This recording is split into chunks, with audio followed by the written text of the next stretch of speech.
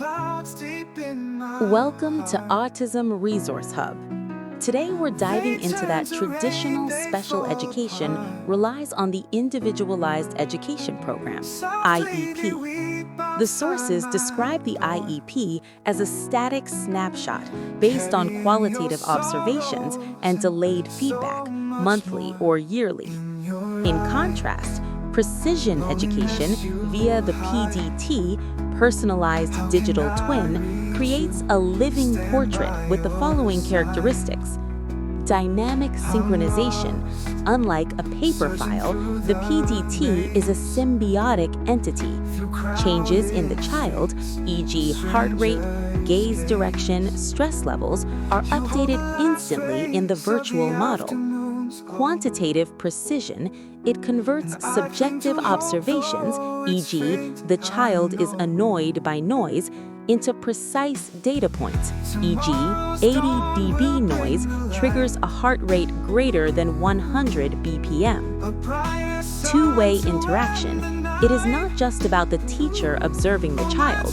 The digital system analyzes data and provides immediate feedback to modify the real-world environment. Through every shadow, every fear, my love will always hold you near.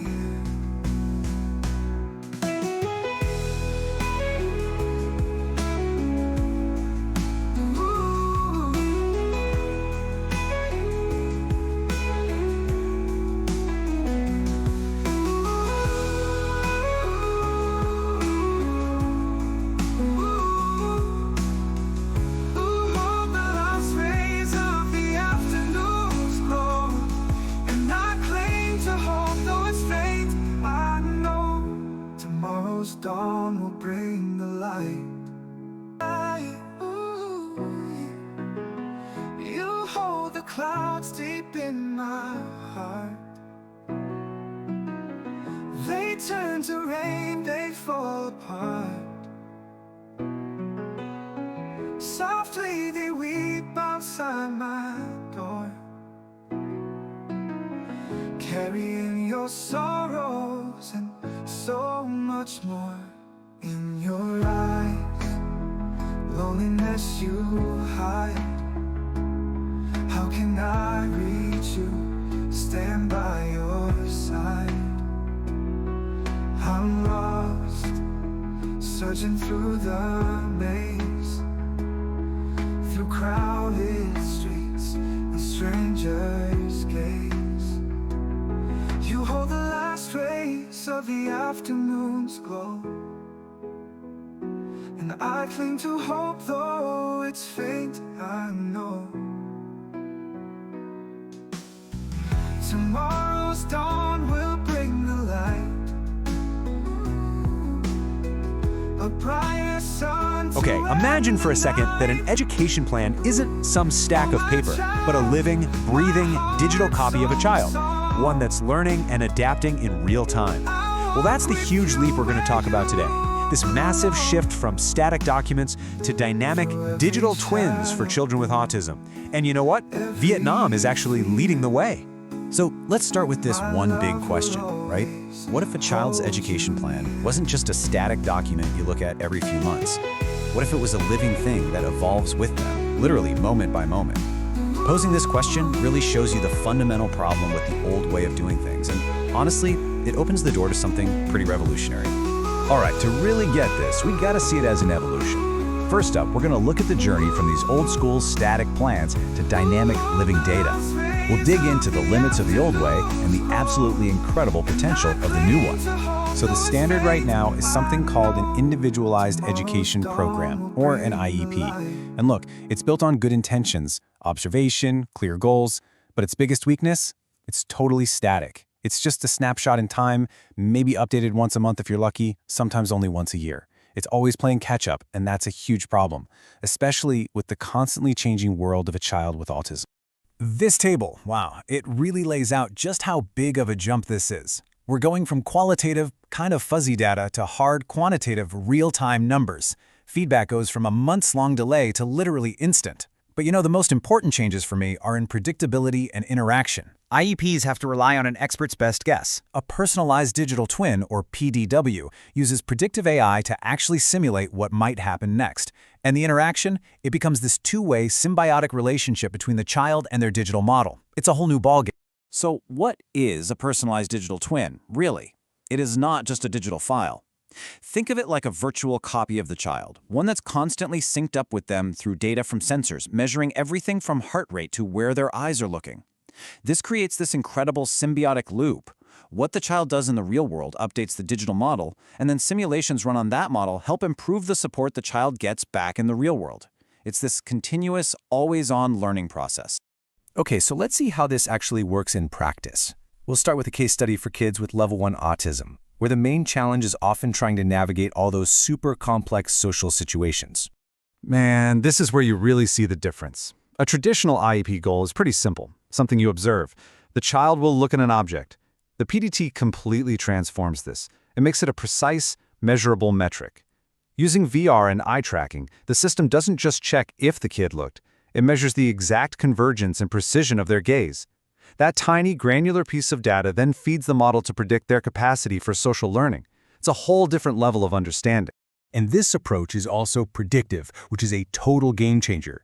The PDT can simulate a busy classroom and predict that, hey, after about 20 minutes, this specific child is probably going to hit what they call social exhaustion. This lets a teacher proactively suggest a quiet break before the child gets overwhelmed. The whole dynamic shifts from just reacting to problems to actually preventing them. Okay, so that's for mild autism. But how does this technology scale up to support children with moderate and severe autism, kids who need much more significant moment-to-moment help? Well, for a child with level 2 autism, the PDT integrates directly into their physical world. You might have a social robot acting as a mobile sensor, gathering data on interactions. AI-powered cameras can create what's called a digital shadow to monitor life skills. So, for example, if a child is washing their hands and hesitates for a second, the PDT sees this and can trigger a helpful little prompt on a nearby screen. The goal here isn't just to get the task done, but to optimize it and build that child's independence. And this is maybe the most profound application. For children who are nonverbal, the PDT can essentially become their voice. It acts like a decoder, taking in a massive amount of data, sounds, subtle movements, heart rate, skin temp, and uses its AI model to predict what that child needs. Is that sound a sign of pain? Is that little movement a sign of hunger? Is their heart rate spiking because they're in sensory overload? The PDT helps translate their inner world for the people who care for them. So how does all this work? Well, it starts with a process called quantizing, basically turning observations into hard data. A teacher's simple note, loud noises cause distress, is the starting point. The system logs that as a specific event. An 80 decibel noise happened at 10:05 a.m. Then it syncs with the child's wearable device, which reports, hey, their heart rate just spiked to 100 beats per minute at that exact same moment. Boom! Now the AI has a concrete data point. It learns that correlation and gets way better at predicting overload in the future. Now, this technology is incredible, but you can imagine it requires a serious technical foundation to pull off. So let's turn to Vietnam's actual roadmap for building the digital infrastructure that makes these personalized digital twins a reality. Yeah, keeping that real-time semiotic link means you need incredibly fast and reliable data transmission. You don't need to be a network engineer to get this, but the system basically uses a whole suite of specialized protocols. There's one for zipping tiny packets of data from wearable sensors almost instantly, another for streaming real-time video, a third one to keep a constant two-way connection open for alerts, and a final one that kind of acts as a universal translator, so all the different devices, robots, tablets, you name it, can all speak the same language. And listen, this isn't just some far-off dream. This is part of a real national strategy that's happening right now. In 2024, they're rolling out the foundational platforms for things like digital profiles and online development tracking.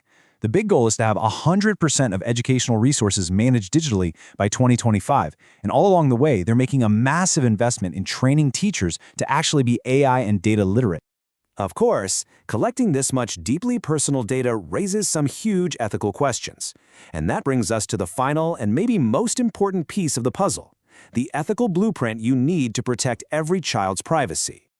Let's be really clear about the stakes here. The source material actually uses the term hypercollection to describe this process. We are talking about an unprecedented amount of super-sensitive biological and behavioral data, And that comes with an absolutely immense responsibility to get the ethics and security right from day one.